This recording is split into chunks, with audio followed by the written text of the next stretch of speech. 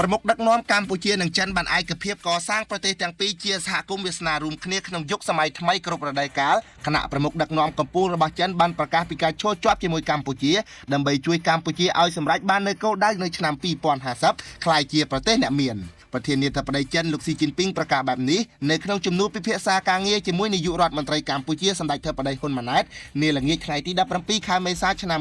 2025នៅវិមានសន្តិភាពក្នុងឱកាសដឹកនាំគណៈប្រតិភូជាន់ខ្ពស់ចិនមកបំពេញទស្សនកិច្ចផ្លូវរដ្ឋនៅកម្ពុជារយៈពេល2ថ្ងៃសម្ដេចធិបតីហ៊ុនម៉ាណែតបានសម្ដែងការស្វាគមន៍ចំពោះលោកប្រធានាធិបតីស៊ីជីនពីងដែលបានអញ្ជើញមកបំពេញទស្សនកិច្ចជាថ្មីម្ដងទៀតនៅកម្ពុជានៅចំពោះមុខលោកស៊ីសម្ដេចធិបតីបានថ្លែងអំណរគុណចំពោះរដ្ឋាភិបាលនិងប្រជាជនចិនដែលតែងតែគាំទ្រការអភិវឌ្ឍគ្រប់វិស័យនៅកម្ពុជាព្រមទាំងបានគូបញ្ជាក់ថាជំនួយរបស់មិត្តចិនបានក្លាយជាកម្លាំងចលករយ៉ាងសំខាន់ក្នុងការជំរុញការអភិវឌ្ឍសង្គមសេដ្ឋកិច្ចការកសាងហេដ្ឋារចនាសម្ព័ន្ធនិងការលើកកម្ពស់ជីវភាពប្រជាពលរដ្ឋសម្ដេចនាយករដ្ឋមន្ត្រីកម្ពុជាបានសង្កត់ធ្ងន់ថាដំណើរទស្សនកិច្ចរបស់លោកស៊ីជីនពីងនាពេលនេះបានគូបញ្ជាក់ពីភាពរឹងមាំនៃទំនាក់ទំនងនិងកិច្ចសហប្រតិបត្តិការរវាងប្រទេសទាំងពីរដែលជាដៃគូយុទ្ធសាស្ត្រគ្រប់ជ្រុងជ្រោយនិងជាមិត្តដៃថែបជាការឆ្លើយតបលោកស៊ីជីនពីងប្រធានាធិបតីចិនបានថ្លែងអំណរគុណចំពោះការទទួលស្វាគមន៍យ៉ាងកក់ក្ដៅពីភាគីកម្ពុជាហើយបានសម្ដែងក្តីរីករាយដែលបានមកបំពេញទស្សនកិច្ចម្ដងទៀតនៅកម្ពុជាលោកប្រធានាធិបតីបានអបអរសាទរនិងវាយតម្លៃខ្ពស់ចំពោះវឌ្ឍនភាព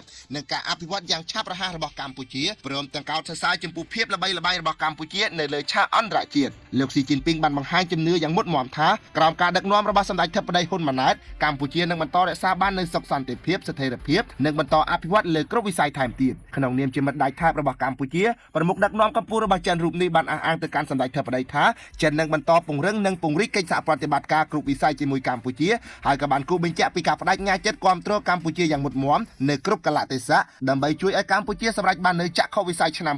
2050ក្លាយជាប្រទេសមានចំណូលខ្ពស់តាមរយៈជំនួបសន្ទនាដ៏មានសារៈសំខាន់នេះសម្ដេចធិបតីហ៊ុនម៉ាណែតនិងលោកស៊ីជីនពីងក៏បានពិភាក្សាផ្លាស់ប្ដូរយោបល់លើការពង្រឹងនិងពង្រីកកិច្ចសហប្រតិបត្តិការទ្វេភាគីលើវិស័យអធិភាពជាអាតនយោបាយសន្តិសុខការពិជាតិពាណិជ្ជកម្មវិនិយោគកសិកម្មទេសចរទំនាក់ទំនងរវាងប្រជាជននិងប្រជាជនព្រមទាំងការកសាងហេដ្ឋារចនាសម្ព័ន្ធរូបវ័ន្តនៅចំពោះមុខនាយករដ្ឋមន្ត្រីកម្ពុជាលោកប្រធានាធិបតីចិនបានបដិញ្ញាជំរុញវិនិយោគិនចិននិងទេសចរចិនកាន់តែច្រើនមកកម្ពុជាបន្តផ្ដល់ជំនួយសម្រាប់សកម្មភាពកម្ចាត់មីនបន្តជួយគម្រោងផ្លូវជនបទការផ្គត់ផ្គង់ទឹកនិងបណ្ដាញអគ្គិសនីព្រមទាំងផ្ដល់អាហារូបករណ៍រដ្ឋាភិបាលចិនចំនួន 1000 កន្លែងក្នុងរយៈពេល3ឆ្នាំថែមទៀតផងក្រោយពីជំនួបនេះប្រមុខដឹកនាំនៃប្រទេសទាំងពីរក៏បានអញ្ជើញជាអធិបតីភាពក្នុងពិធីផ្លាស់ប្ដូរឯកសារពាក់ព័ន្ធវិស័យមួយចំនួនរួមមានការវិនិយោគវិស័យពាណិជ្ជកម្មវិស័យអប់រំវិស័យហិរញ្ញវត្ថុវិស័យព័ត៌មានការងារយុវជនវិស័យកសិកម្មវិស័យសុខាភិបាលវិស័យធនធានទឹកវិស័យទេសចរវិស័យកិច្ចការនារី